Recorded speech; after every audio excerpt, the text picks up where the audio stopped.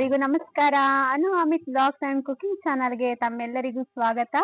So ನಾನಿವತ್ತು ಒಲೆಯಲ್ಲಿ mutton ಸಾಂಬಾರ್ನ ಮಾಡೋಣ ಅಂತ ಅನ್ಕೊಂಡಿದೀನಿ. ಸೊ ಯುಗಾದಿ ಹಬ್ಬ ಮುಗೀತು, ಸಿಹಿನೂ ತಿಂದ್ವಿ, ಕಹಿನೂ ತಿಂದ್ವಿ, ಇವಾಗ ಖಾರನೂ ತಿನ್ಬೇಕು ಅಲ್ವಾ. ಹಾಗಾಗಿ ಮಟನ್ ಸಾಂಬಾರ್ನ ನಾನು ಇವತ್ತು ಒಲೆನಲ್ಲಿ ಮಾಡ್ತಾ ಇದ್ದೀನಿ. ಬನ್ನಿ ಹೇಗ್ ಮಾಡೋದು ಅಂತ ನೋಡೋಣ. ಫಸ್ಟ್ ಒಂದ್ ಪಾತ್ರೆಗೆ ಎಣ್ಣೆನ ಹಾಕೊಂಡಿದೀನಿ, ಒಂದ್ ಚೌಟದಷ್ಟು. ಸೊ ಒಂದ್ 2.5 kg ಅಷ್ಟು ಮಟನ್ ಅನ್ನ ತಗೊಂಡಿದೀವಿ ನಾವು. ಎಣ್ಣೆ ಕಾದ್ಮೇಲೆ ನಾನು ಮಟನ್ ಅನ್ನ ಹಾಕೊಳ್ತಾ ಇದ್ದೀನಿ. ಇದು ಮೇಕೆ ಮಟನ್ನು, ಇಲ್ಲಿ ಹಳ್ಳಿನಲ್ಲೆಲ್ಲ ಕೊಯ್ದಿರ್ತಾರಲ್ಲ ಅದನ್ನ ತರಿಸಿದ್ವಿ. ಸೊ ನಾನು ಮುಂಚೆನೇ ಮಟನ್ ಸಾಂಬಾರಿಗೆ ಮಸಾಲೆನೆಲ್ಲ ರುಬ್ಬಿಟ್ಟು ಇಟ್ಕೊಂಡಿದ್ದೆ. ಯಾಕಂತಂದರೆ ಹಳ್ಳಿನಲ್ಲಿ ತುಂಬಾ ಕರೆಂಟು ತೆಗಿತಾರೆ. ಹಬ್ಬದ ಟೈಮಲ್ಲಿ ಜಾಸ್ತಿ ಹಗಲಗ್ಲ ಹೋಗೋದು ಬರೋದು ಮಾಡ್ತಾ ಇರುತ್ತೆ. ಮಿಕ್ಸರ್ ಮಾಡ್ಕೊಳ್ಳೋದಕ್ಕೆ ಕಷ್ಟ ಆಗುತ್ತೆ ಅಂತ ಹೇಳಿಬಿಟ್ಟು ಕರೆಂಟ್ ಇದ್ದಾಗಲೇ ಮಿಕ್ಸರ್ ಮಾಡಿಕೊಂಡು ಇಟ್ಕೊಂಡಿದ್ದೆ. ಹಾಗಾಗಿ ಏನೇನು ಜೋಡಿಸ್ಕೊಂಡಿದ್ದೆ ಅನ್ನೋ ವಿಡಿಯೋ ಸ್ಕಿಪ್ ಆಗಿದೆ. ಸೊ ನಿಮಗೆ ಮಟನ್ ಸಾಂಬಾರ್ದು ವಿಡಿಯೋ ಡೀಟೇಲಾಗಿ ಬೇಕು ಅಂತಂದರೆ ನಾನು ಡಿಸ್ಕ್ರಿಪ್ಷನಲ್ಲಿ ಲಿಂಕ್ ಹಾಕಿರ್ತೀನಿ, ಪ್ಲೀಸ್ ಚೆಕ್ ಮಾಡ್ಕೊಳ್ಳಿ. ಸೊ ನೋಡಿ, ಯಾರಾದರೂ ಮಾಡೋಂಗಿದ್ರೆ ಆ ಲಿಂಕ್ನ ಓಪನ್ ಮಾಡಿಬಿಟ್ಟು ನೋಡಿ ಮಟನ್ ಸಾಂಬಾರನ್ನ ಮಾಡ್ಕೊಳ್ಳಿ. ಸೊ ಇವಾಗ ಮಟನ್ ಹಾಕಿದ್ದೆ ಅಲ್ವಾ ಪಾತ್ರೆಗೆ, ಅದೇ ಪಾತ್ರೆಗೇ ನಾನು ರುಚಿಗೆ ತಕ್ಕಷ್ಟು ಉಪ್ಪು ಹಾಕ್ಕೊಳ್ತಾ ಇದ್ದೀನಿ. ಹಾಗೆ 1 ಟೇಬಲ್ ಸ್ಪೂನು ಅರಿಶಿನ ಹಾಕ್ಕೊಂಡ್ಬಿಟ್ಟು ನಾನು ಚೆನ್ನಾಗಿ ಮಟನ್ನು ಸ್ವಲ್ಪ ಬೇಯಬೇಕು ಎಣ್ಣೆಯಲ್ಲಿ ಎಲ್ಲ. ಸೊ ನೀರು ಬಿಡಬೇಕು ಮಟನ್ನು, ಅಲ್ಲಿವರೆಗೂ ಚೆನ್ನಾಗಿ ಬೇಯಿಸ್ಕೊಳ್ತೀನಿ.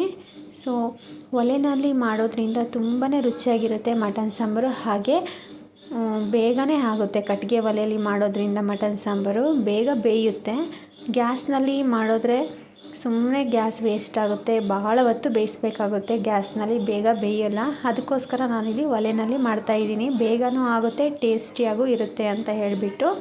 ಸೊ ಇವಾಗ ನಾನು ಮಟನ್ನ ಚೆನ್ನಾಗಿ ಬೇಯೋದಕ್ಕೆ ಬಿಡ್ತಾಯಿದ್ದೀನಿ. ಸೊ ನೋಡಿ, ಮಸಾಲೆನ ರುಬ್ಬಿಟ್ಟು ಇಟ್ಕೊಂಡಿದ್ದೆ. ಈಗ ಮಟನ್ ಕೂಡ ಎಣ್ಣೆಯಲ್ಲಿ ಅರ್ಧಂಬರ್ಧ ಬೆಂದಿದೆ. ಇವಾಗ ಮಸಾಲೆನ ಹಾಕ್ಕೊಳ್ಳೋಣ. ರುಬ್ಕೊಂಡಿರೋ ಮಸಾಲೆನ ಹಾಕ್ಕೊಂಡ್ಬಿಟ್ಟು ಹಾಗೆ ನೀರನ್ನು ಹಾಕ್ಕೊಳ್ತಾ ಇದ್ದೀನಿ. ಸೊ ನಾನು ಮಸಾಲೆನ ಯಾವ ಪಾತ್ರೆಯಲ್ಲಿ ಹಾಕ್ಕೊಂಡಿದ್ನೋ ಅದೇ ಪಾತ್ರೆಗೆ ಇನ್ನೊಂದು ಸ್ವಲ್ಪ ನೀರನ್ನ ಸೇರಿಸ್ಕೊಂಡು ಹಾಕ್ಕೊಳ್ತಾ ಇದ್ದೀನಿ. ಸೊ ಮಟನ್ನು ಜಾಸ್ತಿ ಹೊತ್ತು ತಗೊಳುತ್ತೆ ಬೇಯೋದಕ್ಕೆ, ಹಾಗಾಗಿ ಸ್ವಲ್ಪ ಜಾಸ್ತಿನೇ ನೀರನ್ನು ಹಾಕ್ಕೊಳ್ತಾ ಇದ್ದೀನಿ. ನೀರನ್ನು ಹಾಕಿದ ಮೇಲೆ 1/2 hour ಆದ್ರೂ ಮಟನ್ನ ಬೇಯಿಸ್ಕೊಳ್ಬೇಕಾಗುತ್ತೆ. ಸೊ ಯಾಕಂದರೆ ಮಟನ್ನು ಭಾಳ ಹೊತ್ತು ಟೈಮ್ ತಗೊಳುತ್ತೆ ಬೇಯೋದಕ್ಕೆ. ಸೊ ಎಳೆ ಮಟನ್ ಆದರೆ ಬೇಗ ಬೇಯುತ್ತೆ. ಸ್ವಲ್ಪ ಮಟನ್ ಏನಾದರೂ ಬಲ್ತಿತ್ತು ಅಂತಂದರೆ 1 hour ಆದ್ರೂ ಟೈಮ್ ತಗೊಳುತ್ತೆ ಬೇಯೋದಕ್ಕೆ. ಒಲೆನಲ್ಲಿ ಮಾಡಿದ್ರೂ 1 hour ಹಿಡಿತು.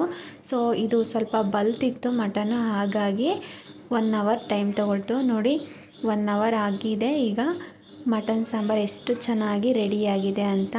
ಈಗ ಬಿಸಿ ಬಿಸಿ ರಾಗಿ ಮುದ್ದೆ ಜೊತೆಗೆ ಮಟನ್ ಸಾಂಬಾರನ್ನ ಸರ್ವ್ ಮಾಡ್ತಾ ಇದ್ದೀನಿ. ತುಂಬಾ ರುಚಿಯಾಗಿ ಆಗಿತ್ತು. ಸೊ ನಿಮಗೆ mutton sambar recipe link description ಬಾಕ್ಸಲ್ಲಿ ಹಾಕಿರ್ತೀನಿ, ಹೇಗೆ ಮಾಡೋದು ಅಂತ ಫುಲ್ ಡೀಟೇಲಾಗಿ. ಪ್ಲೀಸ್ ಚೆಕ್ ಮಾಡ್ಕೊಳ್ಳಿ. ಹಾಗೆ ಇವತ್ತಿನ ವಿಡಿಯೋ ನಿಮ್ಮೆಲ್ಲರಿಗೂ ಇಷ್ಟ ಆಗಿದೆ ಅಂದ್ಕೊಳ್ತೀನಿ. ಇಷ್ಟ ಆಗಿದ್ದರೆ ಪ್ಲೀಸ್ ಒಂದು ಲೈಕ್ ಮಾಡಿ, ಶೇರ್ ಮಾಡಿ, ಹೇಗಿತ್ತು ಅಂತ ಕಮೆಂಟ್ ಮಾಡಿ. ಹಾಗೆ ಪ್ಲೀಸ್ ನನ್ನ ಚಾನಲ್ನ ಸಬ್ಸ್ಕ್ರೈಬ್ ಮಾಡಿಕೊಂಡು ಪಕ್ಕದಲ್ಲಿ ಕಾಣೋ ಬೆಲ್ ಬಟನನ್ನು ಕ್ಲಿಕ್ ಮಾಡ್ಕೊಳ್ಳಿ. Thank you for watching.